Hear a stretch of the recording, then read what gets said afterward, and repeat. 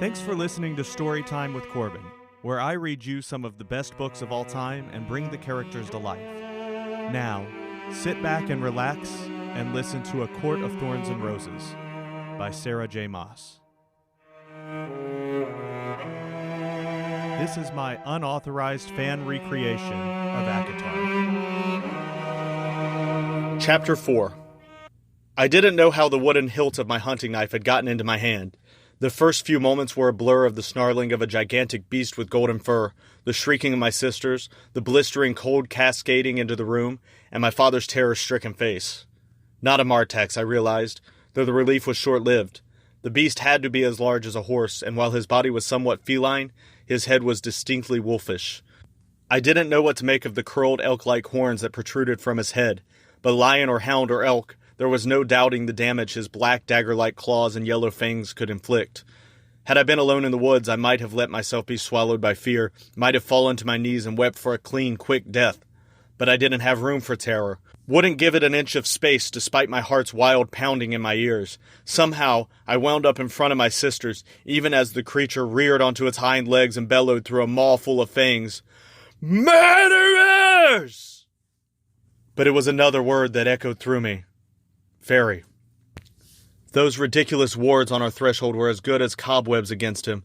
I should have asked the mercenary how she'd killed the fairy, but the beast's thick neck that looked like a good home for my knife. I dared a glance over my shoulder. My sisters screamed. Kneeling against the wall of the hearth, my father crouched in front of them. Another body for me to defend. Stupidly, I took another step toward the fairy, keeping the table between us, fighting the shaking in my hand. My bow and quiver were across the room, past the beast. I'd have to get around him to reach the ash arrow, and buy myself enough time to fire it. "Murderers!" The beast roared again, hackles raised. Please," my father babbled from behind me, failing to find it in himself to come to my side. "Whatever we have done, we did so unknowingly, and... We didn't kill anyone," Nesta added, choking on her sobs. Arm lifted over her head, as if that tiny iron bracelet would do anything against this creature. I snatched another dinner knife off the table the best I could do, until I found a way to get to the quiver. "Get out!" I snapped at the creature, brandishing the knives before me. No iron in sight that I could use as a weapon, unless I chucked my sister's bracelets at him. "Get out and be gone!" With my trembling hands, I could barely keep my grip on the hilts. A nail. I'd take a damned iron nail if it were available. He bellowed at me in response, and the entire cottage shook, the plates and cups rattling against one another. But it left his massive neck exposed. I hurled my hunting knife. Fast, so fast I could barely see it, he slashed out with a paw, sending it skittering away as he snapped for my face with his teeth. I leaped back, almost stumbling over my cowering father. The fairy could have killed me. Could have. Yet the lunge had been a warning. Nesta and Elaine, weeping, prayed to whatever long-forgotten gods might be skulking about. "Who killed him?" The creature stalked toward us. He set a paw on the table, and it groaned beneath him. His claws thudded as they embedded in the wood one by one. I dared another step forward as the beast stretched his snout over the table to sniff at us. His eyes were green and flecked with amber. Not animal eyes, not with their shape and coloring. My voice was surprisingly even as I challenged, "Killed who?" He growled low and vicious. "The wolf," he said, and my heart stumbled a beat. The roar was gone, but the wrath lingered, perhaps even traced with sorrow. Elaine's wail reached a high-pitched shriek. I kept my chin up. "A wolf?" "A large wolf with a gray coat," he snarled in response. Would he know if I lied? Fairies couldn't lie. All mortals knew that. But could they smell the lies on human tongues? We had no chance of escaping this through fighting, but there might be other ways.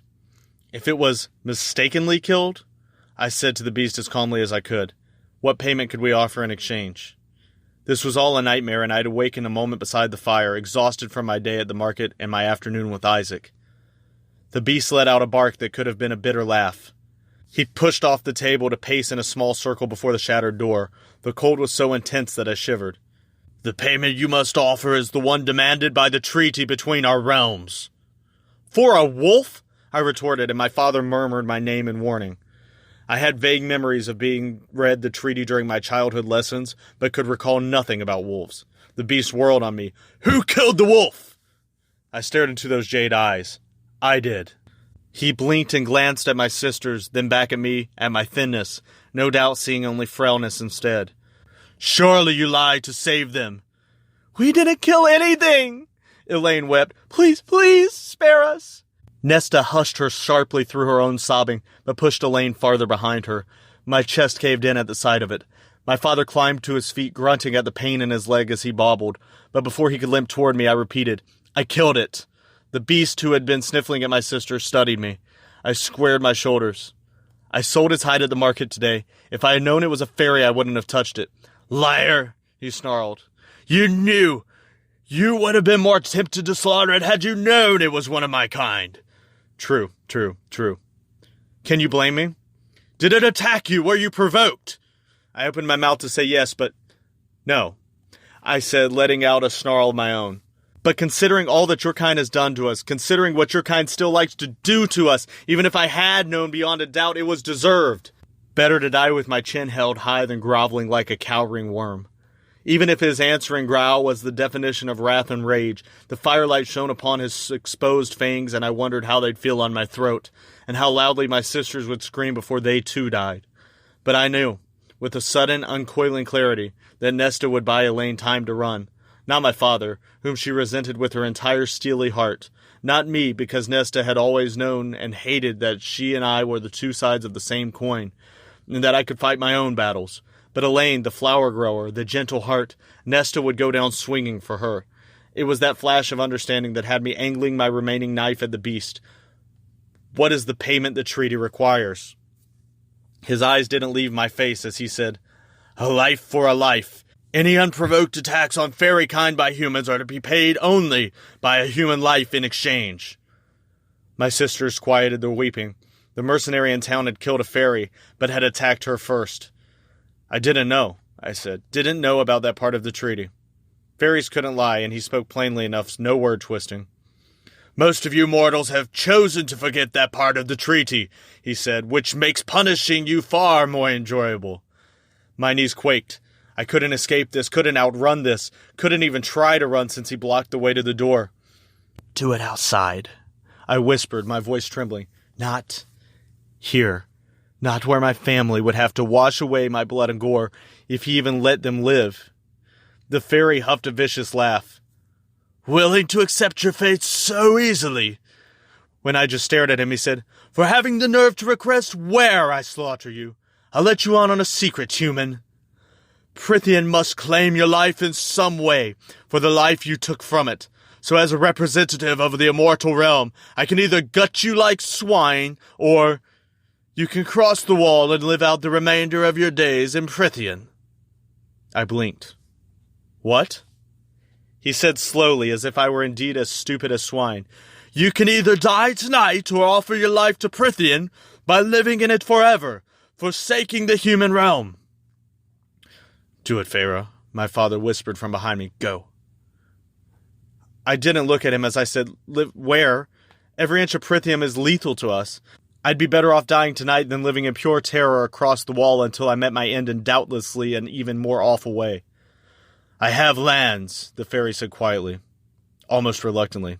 I will grant you permission to live there. Why bother? Perhaps a fool's question, but you murdered my friend, the beast snarled. Murdered him, skinned his corpse, sold it at market, and then said he deserved it, and yet you have the nerve to question my generosity? How typically human, he seemed to silently add. You didn't need to mention the loophole. I stepped so close to the fairy's breath heated my face. Fairies couldn't lie, but they could omit information. The beast snarled again. Foolish of me to forget that humans have such low opinions of us. Do you humans no longer understand mercy? He said, his fangs inches from my throat.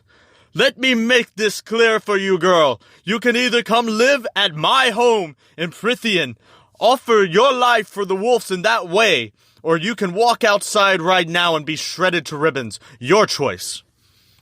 My father's hobbling steps sounded before he gripped my shoulder. Please, good sir, Pharaoh is my youngest. I beseech you to spare her. She is all.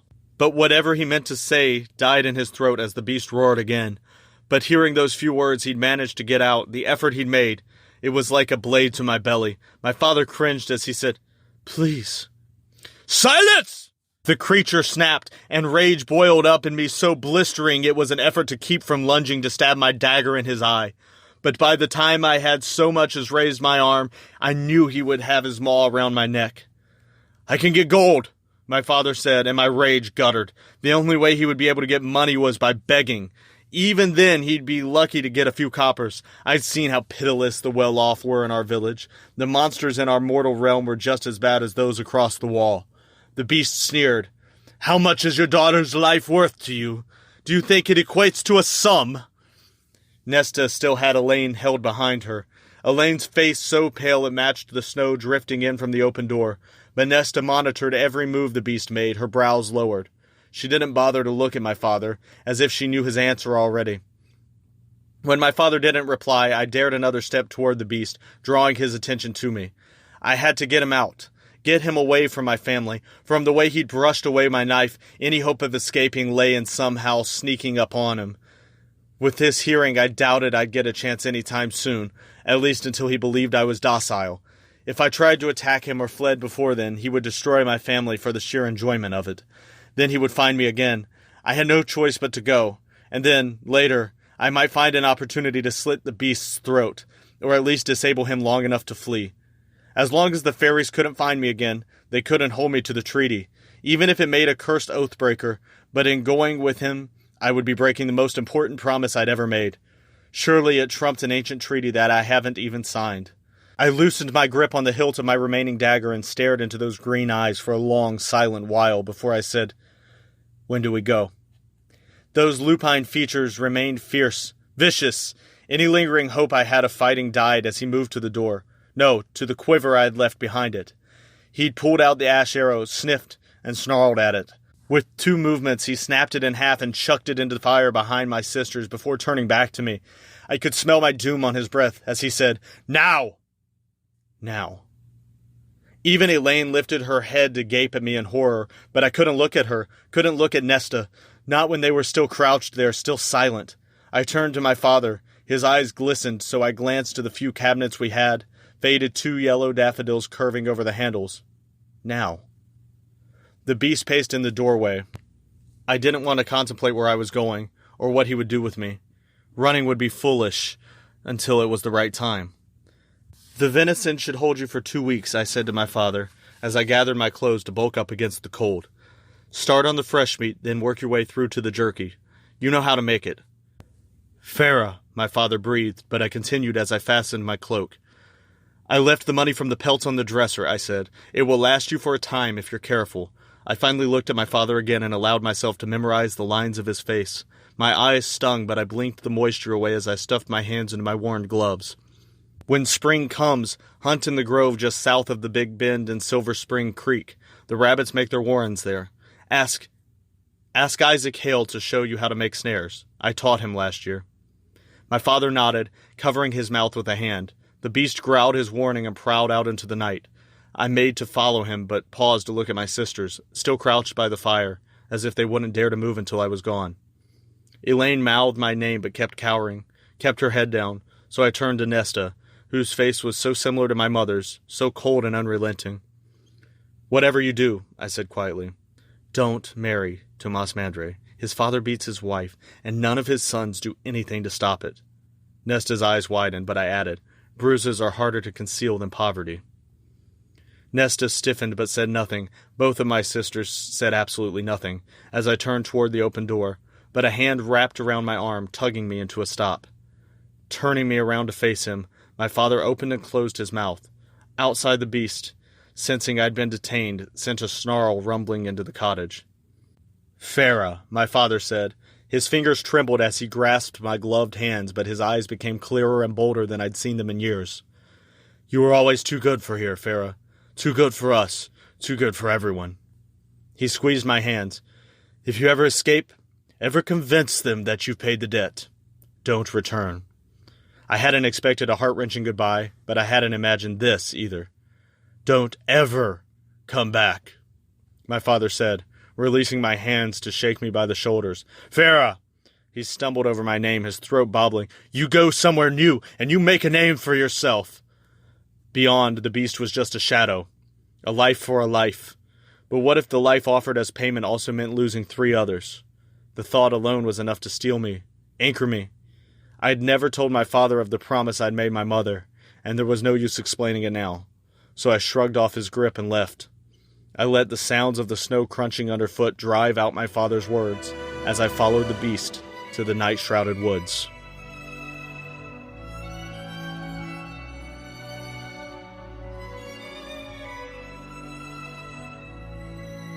The next chapter is coming tomorrow. Make sure to turn notifications on so you don't forget. This has been Storytime with Corbin.